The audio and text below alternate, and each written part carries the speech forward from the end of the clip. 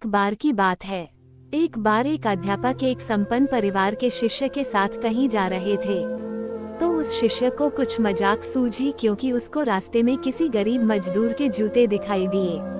उसने अध्यापक से कहा, गुरुजी, अगर हम इन जूतों को छुपा दे तो कितना मजा आएगा।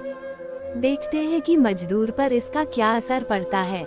अब उसको तो मजाक सूझ रहा था, लेकिन गुरुजी ने कहा कि नहीं, गरीब इंसान के साथ इस तरह का भद्दा मजाक करना ठीक नहीं है। उसने कहा, क्यों ना हम इन जूतों में कुछ सिक्के डाल दें और देखें कि इसका इस गरीब मजदूर पर क्या प्रभाव पड़ता है।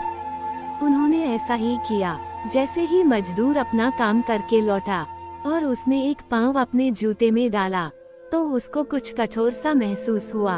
उसने अंदर हाथ डाला तो उसको कुछ सिक्के दिखाई दिए। वह थोड़ा आश्चर्य में पड़ गया।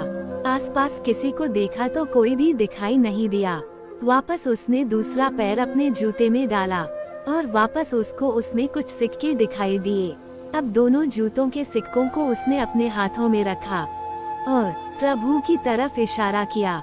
हे प्रभु, पता नहीं किस भले मानुष ने ये सिक्के मेरे जूतों में छुपाए हैं, लेकिन जिसने भी छुपाए हैं उसको मेरी दुआ है ताकि इन पैसों से मैं अपने बच्चों और पत्नी के लिए कुछ खाना और दवाइयाँ ला सकूंगा। और इतना बोलकर वह चला गया। इस बात को शिष्य और अध्यापक दोनों सुन रहे थे।